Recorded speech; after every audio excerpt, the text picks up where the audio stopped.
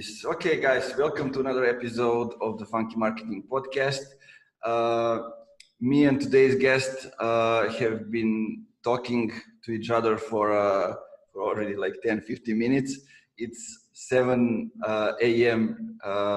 For him in the US. Here is like 1 p.m. So let me welcome him, and I will leave to him to present himself. So let's do it.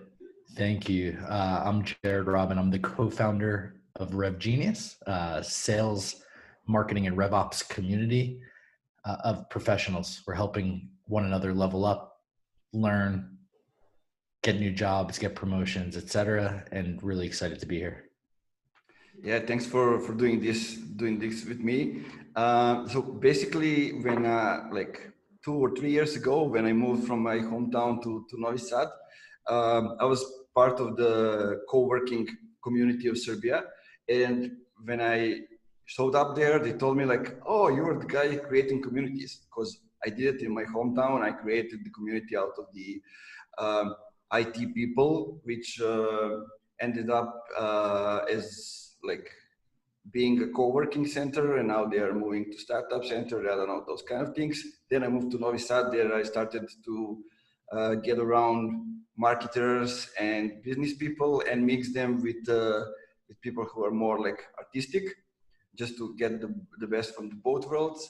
And so I like continue building communities offline and online, and that's why like RevGenius was something that this was interesting to me. You are like a huge community that is growing really fast, and I don't see it as other communities which are really strict to some point, and you are more like non-formal, outgoing. So tell me, how actually did it happen? How did RevGenius happen?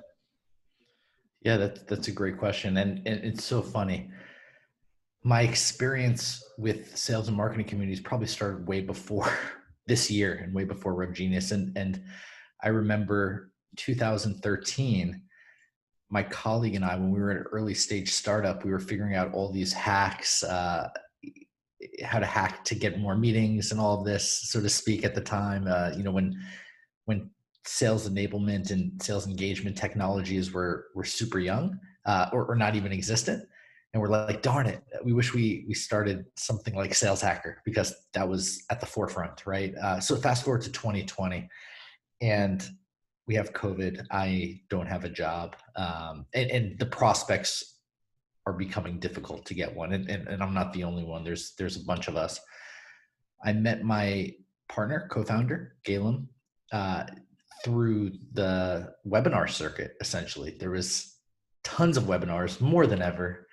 You probably remember, and just way too, I don't want to say too many, but just so many.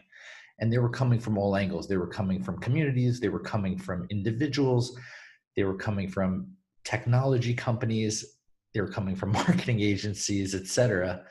And there wasn't a single unified, aggregated platform for all, right? Like they were each looking and having their own self-interest, and rightfully so. And there was nothing out there that really had the community broadly's interests at heart. So what did that look like to us? We're like, let's come up with like Eventbrite for sales and marketing, a single platform that has everything, and maybe have members, and we didn't use the word members, have visitors, have users, figure out what's most important, help curate it, etc. Well, and at the same time, I was in probably every major community that was out there, from anything that you'd heard of, I was a part of, whether it was paid, free, etc.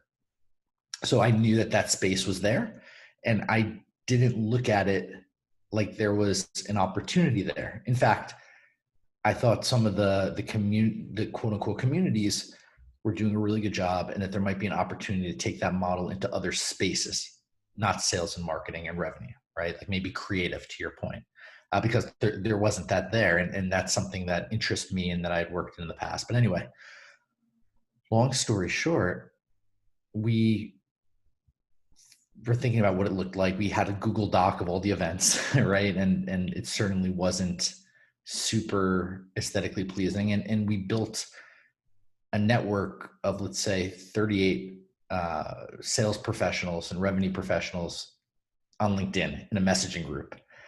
And we quickly realized that the power was in the people in the group and not the events. And we moved everyone to Slack and we doubled down on the people. And now I'm in all of these communities, and I'm also able to see that there's a gap. There, if it was an actual gap or perceived gap, there was something there, and there was no community that, at least from our point of view, and judging from the traction, there was, you know, a product market fit that was inclusive to all roles, to all spaces, from sales, marketing, RevOps, and was accessible, meaning low or no cost. So we built some foundational principles, developed some values and a mission, and we started acquiring people and members, and members clearly felt the need to belong. And even if they were in something else, they joined our community as well. And our activity, our engagement, et cetera, was one of the higher communities. So people stayed and they learned, and we developed programming and a plan around them. Yeah, so it started with a LinkedIn messaging group. So Yeah, you develop already there, like the engagement, the community, people that are giving value to each other, and then you just transfer it to the Slack, in this case, like the bigger platform made for exactly communities. Yeah, and Slack isn't necessarily made for communities; it's made for messaging. But yeah, that's a lot of people are using it for communities. It's like either Discord, Slack, or maybe Facebook groups. I don't know who's choosing what. Yeah, I think that there's value to each, and this is actually a funny argument that I think is almost a non-argument. People are saying what platform's the best. We like Slack. Our community told us to go to Slack, right? And that's a big takeaway. Do I think Slack is the best? I don't necessarily think Slack is the best, but it's where we're at, and it's an important part of what we do. And that's because it's already in the workflow of a lot of revenue professionals. They're living there for their teams, or it's something easy. And as other communities pop up, a fair share of them are in Slack, so people could go back and forth quite easily. Yeah, I like it. But I love those other platforms. Discord's awesome. Discord is really great. I think a lot of people who are mostly like gamers or game developers are using it, and so I was in a communications with their target group at the time. So it was hard to get in. You know, there's a Serbian Gaming Association, and it was like I needed to get in touch with the people who are basically running the association, just to get into the Discord group, because I needed to just share some opportunities for them, but I needed to have an explanation. Why am I doing it? I mean, that's how you protect the community in a way. Yeah, I mean, people aren't even talking about Telegram, right? Like that's from your area, that's massive, right? In the blockchain world. It's funny, people are talking this platform and that, and it's like the flavor of the week, but are a lot of people, do they really know all the platforms? Do you know Chalk? Do you know Clubhouse? Do you know, do you really know Discord, et cetera? There's a lot of really great platforms out there for communities. And, you know, the $1 million question is, when you get big enough, do you build your own, or do you stay on the same channel? And that's an interesting question.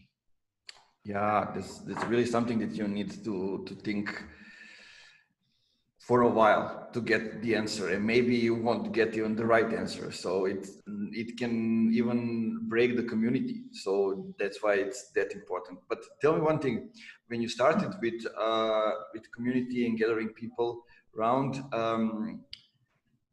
how did you find those that will support the growth, that will engage people, that will make them engage? Because like in my experience, this is the most tricky part when you are creating community. You need somebody who is going to trigger people to actually get into action. Yeah, so there's two parts of the equation, right? In what you said, like acquiring people and engagement, and both have to do, in my opinion, with the mission of the community and the types of people that you get in, that they're like one another, and that the sector that you're going after, in our case, revenue professionals, sales, marketing, RevOps, that they desire improvement, that they're constantly thirsty for knowledge, et cetera, because you could acquire a bunch of people and it'll fall flat. And in fact, even in our space, there's people that are acquiring bunches of people and it's falling flat. And I'm a part of those slacks, some of them. So one, you need to have a strong mission, right? And you need to have a strong product purpose that's meeting a need that's not being met, or in a way that hasn't been met yet. You need to reach out to the right people, bring them on. And then how do you get people that are advocates? I mean, as a leader, I think where a lot of communities, I suspect, where a lot of communities may be falling short is that people often are looking at this as a part-time job. And they're putting people together and they're not engaging. And when I mean engaging, it's not a co-founder riling up questions in every channel. We've all been in those Slack groups, right? Like, hey, marketing people, what do you think today about, the Google, or even better, the LinkedIn new algorithms, right? I used to have 10,000 views. Now I have 2, and I have the same amount of people. What's up? Those are certainly great questions. But you have to be involved all the time. You have to also, I love using this word, be a servant leader to them. I'm here for my community, and successful communities, I believe, have that element. I'm trying to help people get jobs. I'm trying to help people get promotions. I'm trying to help people learn how to sell more, whether it's literally me doing it or me connecting them with somebody who's better than me at it, or more experienced than me at a certain area. And I think people become fans of you back, and they want to give back. And I think it's natural, in the principles of karma. But I think at the beginning of quarantine, when we came about, there was a need to belong. And I think there still is. And there's so many communities that are popping up. It's like the flavor of the day, but you have to take it really, really seriously and be there 100 hours a week. You don't have to work necessarily 100 hours a week, but you have to be there. And I'm there all the time. That's so powerful, like being a servant leader and like feeling the need to belong. And you sense there that in a community around something that's fairly new, like RevOps, revenue operations. Those things didn't exist, like let's say 3 years ago. It's all new because like marketing, sales are kind of shifting, and they're getting, I like to say, they're getting to the place where they should be, should have been in the past, but for some reason they weren't. So now they're going towards that goal. And I'm interested in, I mean, okay, you're definitely in the space, but how did you come up with exactly those people that you need to get a community around them? Why are those people actually specific, and how did you actually decide to go for the revenue ops? Awesome question. So the true answer is, one of the first name suggestions for RevGenius was Sales Genius. So that starts opening up the answer, right? And spoke to a really good friend of mine in comms, and we'd always had a plan to go into marketing because I was part of it and everything related, but that was more of an opening up over time. It wasn't necessarily the plan to go in straight away. Sales was the focus. And so that's first off. Now, we wanted to, quickly realized that in the revenue world, it's constantly evolving and silos are getting taken away. It's no longer where sales and marketing aren't on the same team, even if they are on the same team. And SDRs, that role in particular, sometimes reporting to marketing, sometimes as high as 50% of the SDR programs out there, I heard that statistic, are reporting to marketing. And now we have a formal RevOps role. Well, it's a formal role. Are you telling me, Manja, that RevOps didn't exist before? People weren't doing this? Or did it live somewhere else? Okay, that might be a little more of the truth. Was that marketing ops? Was that sales ops? That was what it was last year. Before that, was it just ops? Was it just people that could get stuff done, et cetera? And I think, it's funny. Where's RevOps going to develop from here? I think it'll be called RevOps for a while, but I think that skill set is the generalist, right? A product manager could easily go into RevOps in the right organization. And in fact, we just brought a product manager on that's going to run growth and has a clear path to run RevOps, because now there's a new mind in the RevOps world. And that mind is somebody that connects all systems, maybe a little more technical, not just analytical, but also technical in getting those analytics, et cetera. So, back to the original question, the world is evolving. The revenue world is evolving. And to build a community that accurately represents where it is today and where it's going, we believe that you have to look at all revenue spaces as it evolves.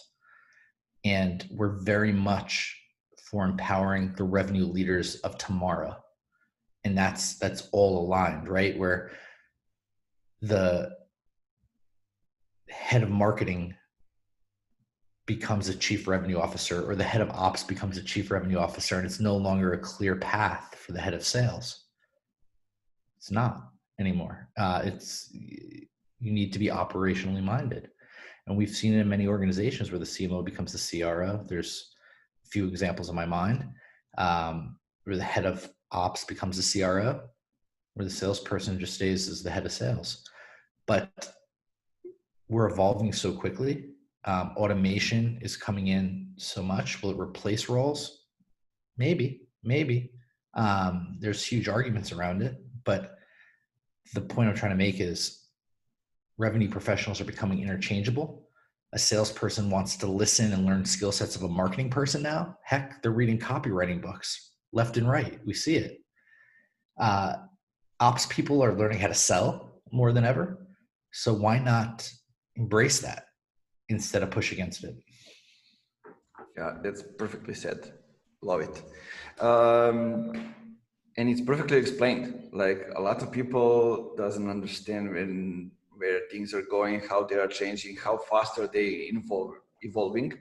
And I mean, it's definitely something that we need to talk about more, because even though we talk about it, I don't see things are really changing in the space when we excuse just naming the positions.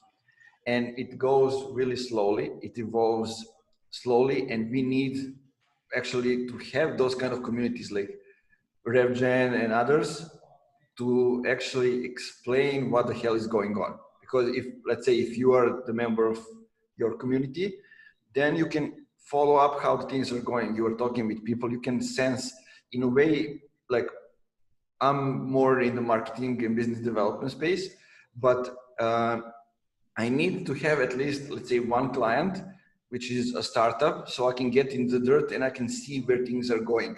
And this is how I can predict what's going to happen in the next period of time.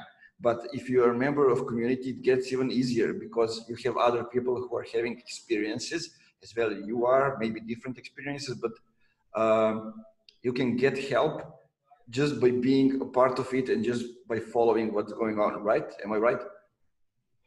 Yeah, you hit the nail on the head. And you know, as you were speaking, I'm thinking, you know, being in an early stage startup, I don't know the percentages of people that are in there, but I certainly am right now. I'm not in sales or marketing. I'm in growth. All right. Growth means do everything to hit your KPIs and don't silo it. Right. Like why limit yourself? And I think the people that are early stage are more interchangeable, not just with their skill set, but with their mentality. The people that work for companies, let's say that are over 1,000 people, even over 500, they see their career paths and their roles are just so. So for them to go from something to something else, there's less likely chance of them getting the same money, right? And that takes away and less likely chance of maybe getting the same responsibilities. There's a ton of exceptions for people at the top, but as somebody who's an individual contributor, that's often the case. Just remember a question that I got on LinkedIn like a few days ago. A young lady sent me a message and she told me it's not necessarily connected to the community, but to Yeah, sure. growth inside the organization. So Yep. she asked me, what do you think I should do to develop my skills and to actually become the CMO one day? Like that's her desire. Like a lot of Amazing. people are getting into agencies, into marketing organizations, and just CMO is something that's still a desired goal. But like my opinion about it, and I want to hear yours, is that she need to do some things outside of the organization so she can develop those skills in the organization. And she entered like as a rookie, you don't get the chance to do it. You get a chance to do all kind of different things. I mean, it's depends on you. If you want to do more, you will do more, but organization won't develop you to be a next CMO. It's up to you to develop yourself. So I told her like the way I got there, and I got there by doing things outside of the business world. So I organized like huge volunteer camps with 200 people from 17 countries in one moment, and you need to learn how to manage those people for like 20 days. 196, 97 people to get the feedback, to react to the bad reactions from the community because you are changing the narrative, changing the way they see things. So of course they are negative at first. So all kind of things. And when I got into the organization, it took me like 13 months to go from rookie to GM because I was familiar with everything. I just needed to get acclimated into the business environment. So what's your opinion about it? What's the like shortest way to get there, to get to the management positions in like marketing, let's say it like that? Yeah. So I'll address this in a few different ways, right? I think being entrepreneurial in general is a great skill set, whether it's doing something on the side, like you suggested, or thinking outside the box with your day job, right? Like if you're in a day job and you're doing something on the side, and in your day job it's limiting you, and you're you're not doing any more than you should be doing in your day job, how is your day job going to get you, how are you going to be a CMO there? You have to translate those skills into what you're doing and what you're getting paid for, period. Especially if somebody else is paying you, right? So, you could have all these crazy, amazing anecdotes to the side, but if you're not executing in your 9 to 5, you're not going to be CMO at your 9 to 5. There's no chance. Zero. Okay, so let's repeat that. If you're not executing in your 9 to 5, you're not going to be CMO at that 9 to 5. Will you be at another one? Perhaps. But if you go to another company, and the CMO typically is not a co-founder role, sometimes it is. So you're not starting it and just giving yourself that title. You're working your way up. If you're not executing at your day job, you will not be the CMO. I don't care how much stuff you're doing on the side. I don't care. So now let's look at executing at your day job. Okay. What does that mean? And certainly do that stuff on the side, assuming it doesn't limit you to be 110% of what you're getting paid to do. Okay, so you're at 110% of what you're paid to do. What does that look like? That looks like you hustling harder than anybody else at your company, period. Okay, and put the blinders on and just worry about yourself. Don't worry about others. Crush it. Absolutely crush it. What does that mean? Well, if you're at a low roll and you're getting tasks, do the tasks well, quickly execute them, recalibrate with any errors, and get that right. Think entrepreneurially. What else can you do or suggest and get approval for, and then execute that will help you do more of that towards your goal or exceed your goal or help others exceed theirs. So now, example, in a marketing role, if your goal is to put out 10 pieces of content a week, do the 10 pieces of content a week, but then figure out how you could find content that's going to drive more traffic. You think about like, what's the goal of the content? The content is either to drive eyeballs, to drive leads, to drive something, right? So whatever those goals are, execute it, crush it. How could you go above and beyond? I mean, you could go from 10 pieces to 12 pieces. That's certainly one way. And people, you're shaking your head like that. That's great. That's one way. Do it. Get approval and do it. But also, maybe if you switch the titles around, you're going to get more eyeballs. You're going to get more things. Maybe if you teach the team how to share it on LinkedIn, on Twitter, etc., you're going to get more people in, and they haven't thought about that. Maybe you should add video. And it's not just suggesting adding video. It's coming up with a low cost or no cost game plan to execute. Hey, I think we should add video. Here's my plan to do it at $0. And what? Wow. Now all of a sudden you're a different person, right? And now the video catches on. You get validated that your suggestions are better. Everything goes up. Who's the first one getting promoted? Or who's being thought of more, right? And you do it in a way that makes whoever you're reporting to look good. You're not overstepping your boundaries and in the constructs of the organization.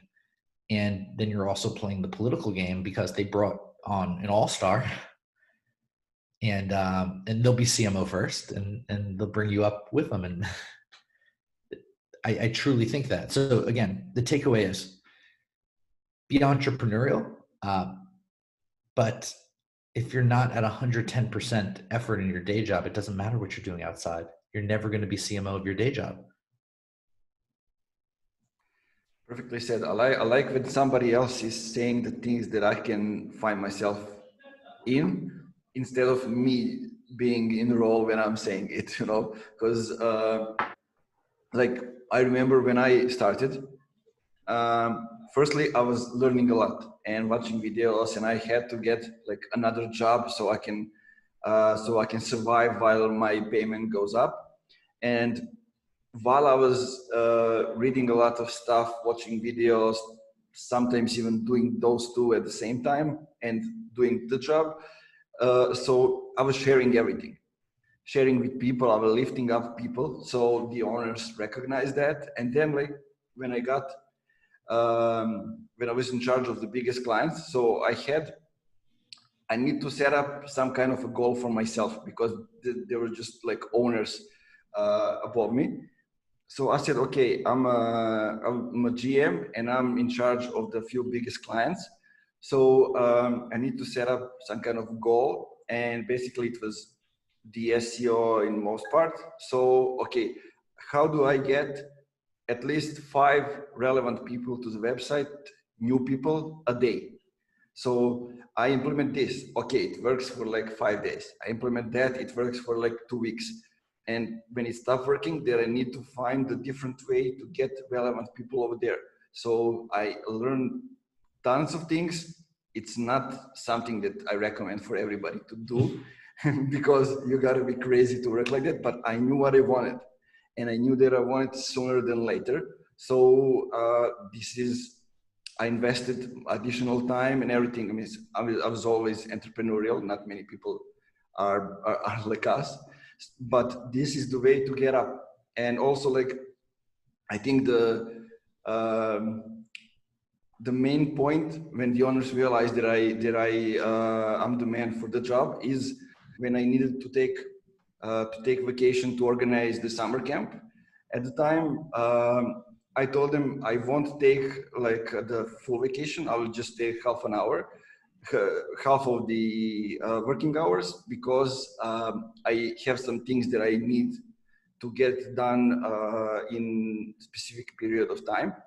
And so basically, I woke up in the morning from 6 to 10 a.m. I was working in a company. Then I was organizing the summer camp, and it lasted for like 10 days. And when I come back, they say, "Okay, this guy is crazy. He is the one that we need to take us to the next step." I respect that tremendously. You know, our new head of growth that we brought on has some other projects he's doing, and you know, essentially is like, I could, you know, 8 p.m. to 2 a.m. is like my prime time to do stuff. Like, you're crazy, because, you know, we're bootstrapped and we don't have the funds to bring on somebody full time yet, but soon enough. Yeah, but yeah, you hit the nail on the head. You have to keep thinking. And when you came on to RevGenius, did I message you? Yeah, that was me. That was me. You and also Catherine, I think. Yeah. Okay, but yeah, yes, Catherine is amazing. But we messaged you is the point. We did something super not scalable because we're crazy. But those are the things that are moving the community forward. And also what I just said, like when I was learning, we were like a company of like 15 people at the time. So I was sharing everything that I learned with them. And this is how you behave in any community. It doesn't have to be company. It can be RevGenius. It can be some other company. Because that's how you give value to the community. Give something back. Okay, guys, I learned this. This is what you should read to get there too. Or these are my conclusions. Basically, you don't need to read it all. It doesn't give me value, but those are only few things that you need to get from this piece. You know, those kind of things are really moving things up for you. Yeah, I look forward to getting you involved more in the community because you have some great ideas. Yeah, I should. A lot of people are trying to get me involved. I think all the companies that are growing are getting to that stage where a lot of people are trying to get them involved, and I'd love to do that. I'll definitely get more involved. You're really good at what you do. We love having folks like you step up. Yeah. So tell me, how do you see the community developing further? I'm always interested in those kind of questions. I have my own community on like Facebook, which is like around 3,000 people, but I'm not very active over there because in the recent period of time, because I saw, okay, I'm not getting new business out of it. So I'll leave it. From time to time, I'm being active just to keep up the community, but I had like hard times finding people that can help me actually grow it and keep up the engagements and those kind of things. And basically that's why I asked you. So I'm trying to learn some new things. So repeat what you just said. You're not showing time. Why? Yeah, because it's not bringing the new business. I mean, look, just to give you the background, let's talk a little bit about it. Because running a community is a selfless act. Yeah, and I separated, and recent like few months, I separated it. I said, okay, it's separate, let's say product or whatever, and it needs to live outside of what we do as a funky marketing. So this is how we do. We don't try to sell anything over there. We're just sharing knowledge, some things, but it's still, there are a lot of people who are from Serbia and who are used to talking in one language. Then we changed the language to English because a lot of other people got involved in the community, which have no idea what these guys from Serbia are talking about. So a lot of issues over there. Yeah, I mean, I asked to repeat that statement because, and a massive question that comes up a lot is, how do you start a community when you have a company, right? That's trying to sell services or trying to sell a product. And there's a finesse that needs to be done. If your goal in running a community is to monetize that community, the members for your business, for contracts and stuff like that, and you stop doing it because it's not, that makes sense from your business standpoint. When community is the only focus, as it is in RevGenius, everything we do is for our members, not for a consulting agency or a SaaS company. Now, we have sponsors, don't get me wrong, but the members are at the core, because that's what our community is. And so in regards to the future, I'll keep it vague. And so essentially what we want to do is provide more resources, more things, more events that could help our members actually execute their goals. What are their goals? Sell more, hit quota, manage better, have more of your team hit quota, get promoted, get a job, period. It's still COVID, and I know the economy is, they say it's getting better, but it's still a difficult time for many, many people, as well as find a place to belong. The typical business world isn't super inclusive, isn't super diverse. Can we create something there? So, with all those things in mind, and I'm sure I'm missing a pillar or two, and have a resource just for knowledge to refresh, right? Like, how do I throw the best event? How do I get more attendees? How do I get more meetings, etc.? But like also help them execute. So more things that help more people with what they need help with, and do it in a more effective way. I think that we're good. I'm satisfied, but I also realize that if we stay with just the mix that we have and what we're doing, as people evolve, as the space evolves, while we might be meeting a lot of folks' needs today, in a year, that might not be the case. So we have to continuously evolve. What does that look like? Well, we have some ideas for the next month to 3 months of what that'll be. But man, if I said we knew what 6 months was going to look like, for sure, we know it will test, so that'll be rolled out by then, we'd be wrong. So it's constantly listening to the members and having more and more opportunity to listen to what they need, what their challenges are, how they're evolving that, et cetera, and giving solutions. So in regards to what we see about the future, we see more people helping us, achieve this goal. We think that we'll evolve to more content. We launched a podcast. You'll see that continuing. We'll have a podcast launch every week. So we have 3 episodes, just like what we're doing now. We'll probably have more and more great leaders as guests helping folks. We'll have more resources on our site.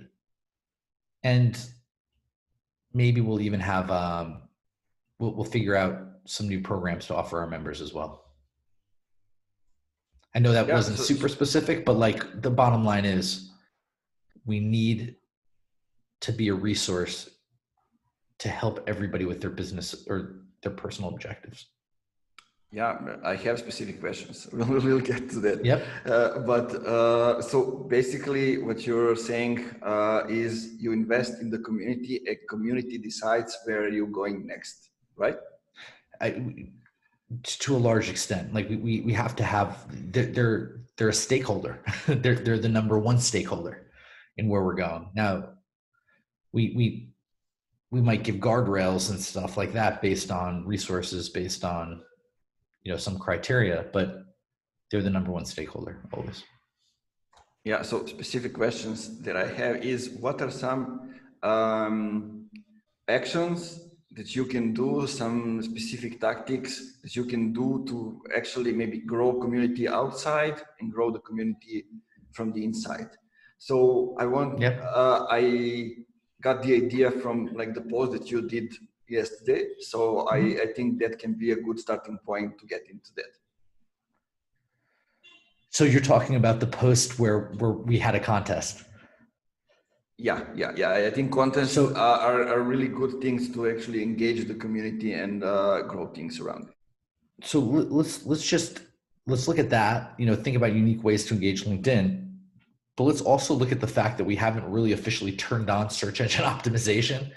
We haven't done any paid advertising. We haven't posted regularly on other social channels. You have a whole community of 3,000 people on Facebook that live there. We have like 150 likes.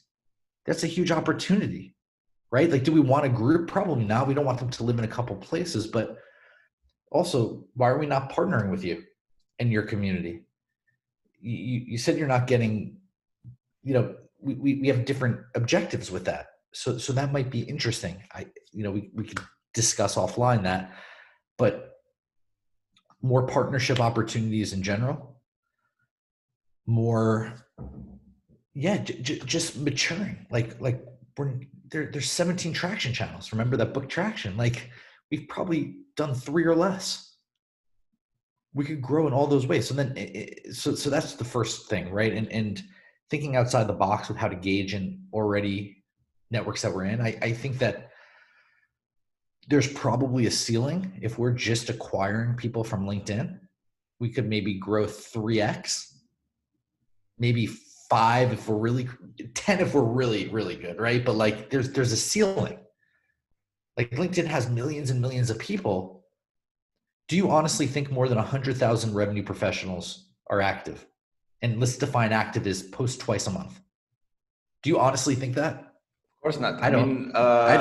Just like I was researching because we're in negotiation with a huge digital supply chain community, Yep. And those are all like older people, ex-executives or current executives, COOs mostly in the board.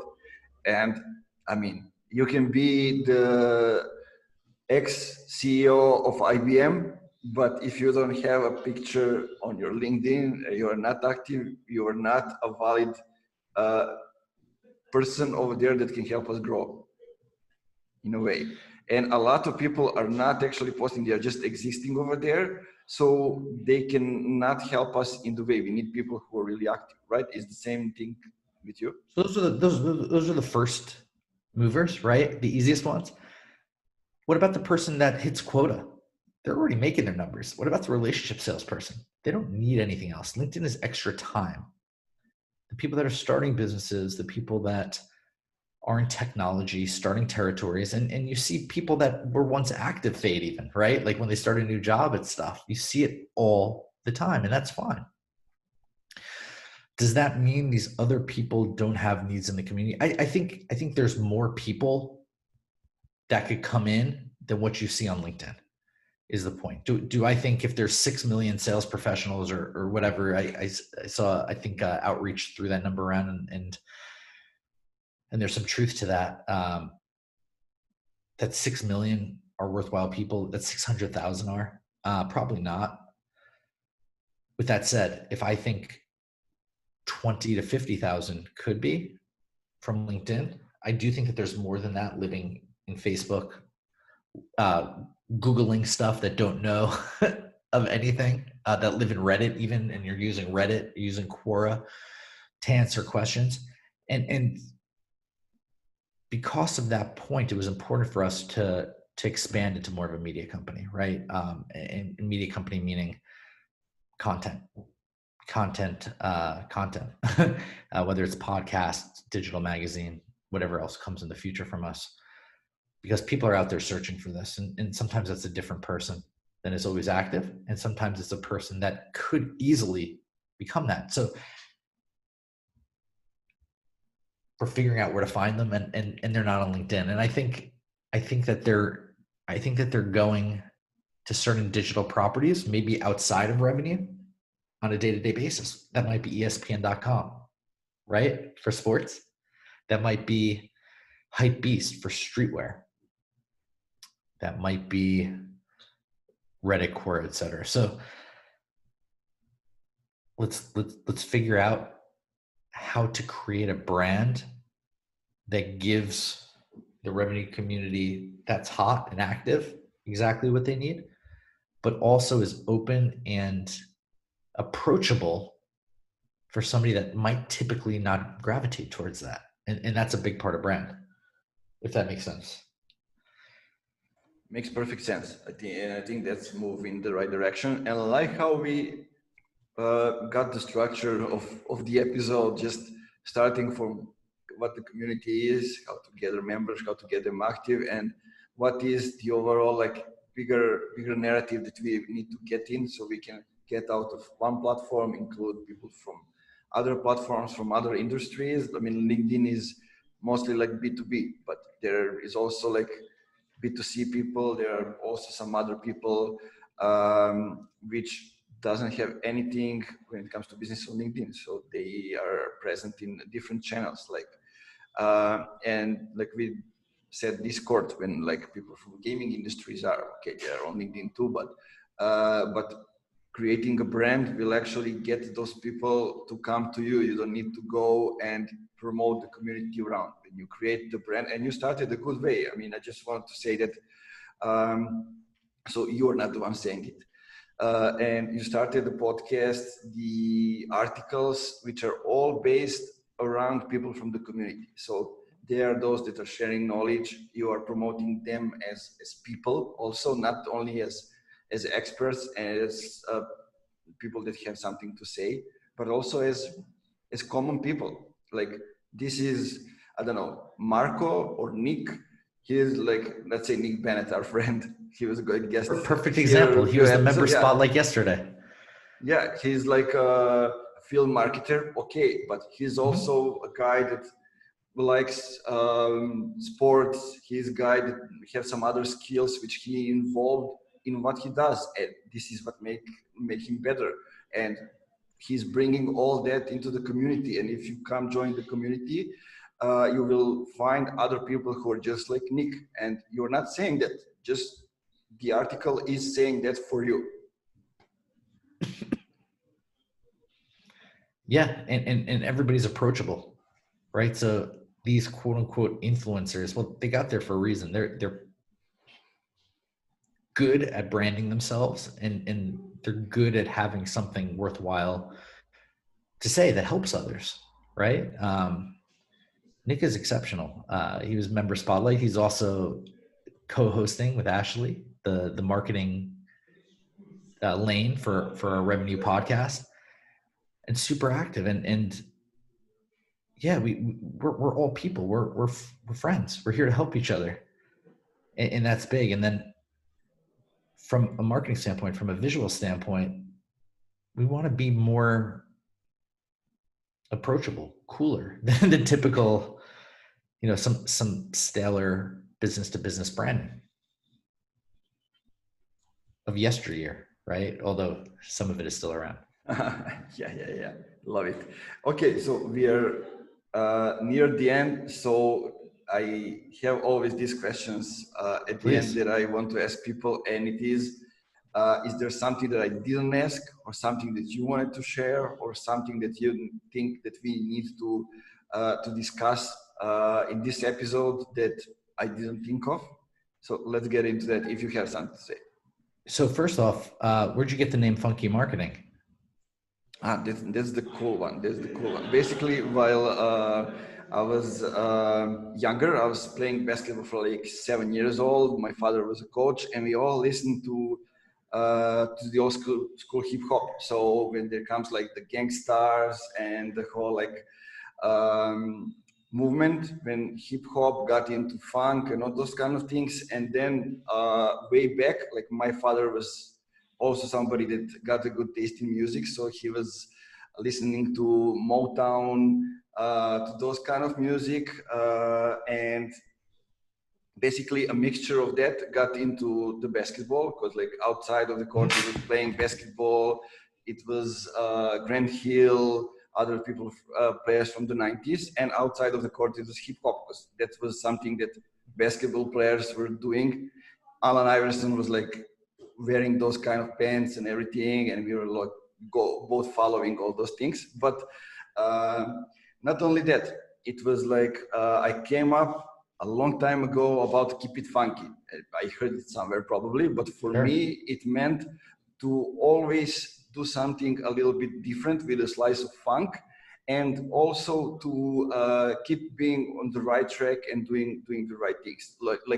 And it's I can even show it. I don't know if it's seeing the camera. It's like keep it funky. It's on my phone, my screen for a long time now, and it reminds me that I need to always think about good things, like what's next, because all those things that I brought from basketball and from music and anything, I brought into the civil society organization where I was part of, working with youth and fighting for ecology, fighting to stop villages from dying, those kind of things. But we got the award for that, the biggest award for youth policy in Serbia in 2 years in a row, working with UNICEF, those kind of things. And a guy who was basically the godfather of the civil society in Serbia got me the award. So I asked him, what's next? And he says, there's no end. The fight for good never stops. And this became my mantra, and something that I'm actually translating as keep it funky. So I also brought it in the name. And the group on Facebook is called Funky Marketing for a few years now. So it just, when I founded the company, it was just the obvious name for it. I love that. And you know, any other question I had, you know, the next one on my mind, you pretty much answered just with your name, but it's, you know, what I'm always curious about, because I truly believe inspiration from outside the B2B world helps us be unique, be different, and connect with people in a secret sauce kind of way, right? So I was going to ask what that inspiration was, and you saying your name and going off that story, I think it's relatively clear. So pop culture and mine as well. I think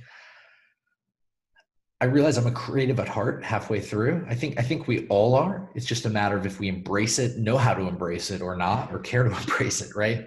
And practicality often stays in the way. And, you know, a lot of people are in SaaS sales, they have, or SaaS, whatever, they have their career path, they're super focused, blinders on.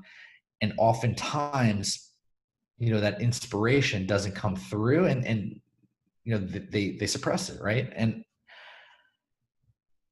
halfway, I always had, you know, after the 9 to 5 stuff that I like to do, right? Whether it was have fun, go to the gym, go out at night with friends, etc. Right around the age of 30, I switched gears, and I realized what I truly wanted was to be entrepreneurial, and I loved fashion. We built a fashion magazine on the side, my business partner and I still had a day job. We didn't make any money from the fashion magazine, but we got like 10,000 readers a month, which was good. I mean, I never ran a WordPress site, so to go from that to that, it was quite an accomplishment and validation. And that really triggered, you know, practicality kept my day job going. But in fashion, we won International Fashion Film Awards and stuff, and that was really cool, and we were good at it. In Copenhagen, we won Best International Fashion Film and Best Idea, and we were collaborating with the best fashion photographers in the world and videographers, some of them, and some really good ones, you know, ones that shot for Vogue, etc. And, you know, I went to like 30 Fashion Week shows a season. I was shot for like Vogue, Women's Wear Daily, like all these publications. High Snobiety, which I'm sure you know, maybe. Do you? So like, and then I got like the co-founder of High Snobiety to like be an advisor for a past business, because it was a little pop culture-y. And this whole idea around fashion and creativity was always in my life and inspirational, but even more so culture, right? And this idea that culture, whether it's streetwear, it's Allen Iverson basketball, it's what's going on, is a big thing. And what I realized in the B2B world, it's not present, really. It's not prevalent, I should say. I'm sure it's present somewhere. So it's an easy secret sauce for what you're doing. Like, and you probably see small inspirations like that in what we do, whether it's like the aesthetics and how it connects or how I act or what I'm wearing. And sometimes that comes through. And what I want to come through is I'm a human. There's, sometimes there's an extra bit of candor with that. But that's real. And of course you want to be tactful, but yeah, bringing that inspiration in is kind of like a secret sauce. So how does that look in what we do? You made a point, how do you get people to engage? As part of it, we spoke about the acquisition. It's like putting clubs in. Well, clubs, that's an idea from Clubhouse. Do you know Clubhouse? Clubhouse, I listen to Virgil Abloh speak there. I listen to all these people. I'm in. Not many people in the B2B world are outside of the investors like Andreessen Horowitz. And I'm seeing how they're organized. So we have people coming to us saying, hey, I want a cold call. More. Let's create a cold call club. Let's create a Black professionals club. Let's create a female founders club. Let's create what the people want and need and all that awesomeness. So that's like the little things, how it comes out, and you'll see a bit more. And so that's my inspiration as well, and I think that's why we connect so well, and I think that's why I connect with other folks that are honest and the funky marketing. That's a cool twist, and I love that. That's how your out of the box thinking comes into this B2B world. I think when you do it, whether it's in the name, in a mission, or in a subconscious way, I think that's a secret sauce, man. And bravo for bringing it in. Yeah, thanks. I mean, basically, I'm also coming back not from only civil society, but also working with, I don't know, like 60, 70 companies who are most of them like B2C. So using emotions, feeling, showing the stories. As you said, it didn't exist in B2B.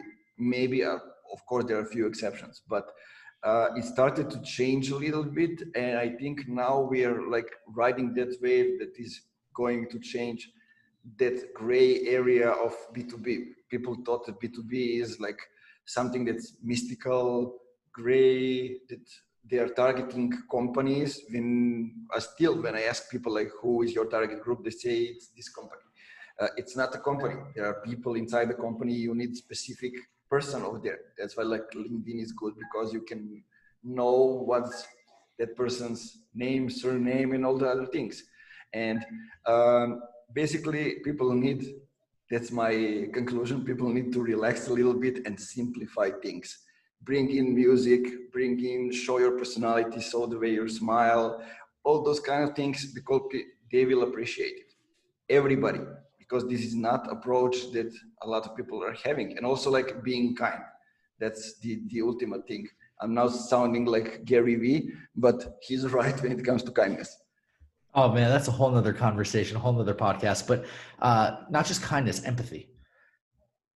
I think empathy is a secret sauce. I like what you said about music. I have some ideas. We'll talk offline, not recorded, around that, because I think more people like music than I think 95% of people like love music. It's whether they listen to it or not. That's another story. But like, it's just something that hits you. But music in particular, music and fashion are two things in pop culture that connect with people deeply. Fashion especially, right? Like what you're wearing. And even if it is a black t-shirt like you're wearing, or a white shirt with a logo that you can't see here, it's who you are, right? And right down to if you buy 10 black shirts and that's all you wear, that was a conscious decision, and there's a reason for it. Now, don't even Mark Zuckerberg, who wears the same thing every day, he does it for functionality. So maybe he doesn't, identify with it as much, but I've got to think he identifies with it in the sense that I do this because I'm a hard worker and I want to be efficient, whatever.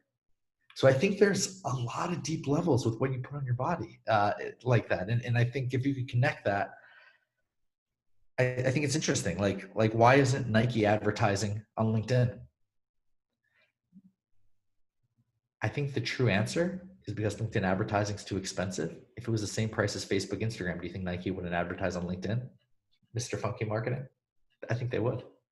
Right? Yeah, Like, can't you see that? they didn't get into the Facebook space. Also, that's why Facebook ads are still surviving when it comes to like the larger community SMBs, because the bigger players didn't enter the market. But I think we covered a lot, and I think that we made a great ending, so we can have another conversation soon. I look forward to it. Thank you. It was great hanging. Yeah, thank you for being here.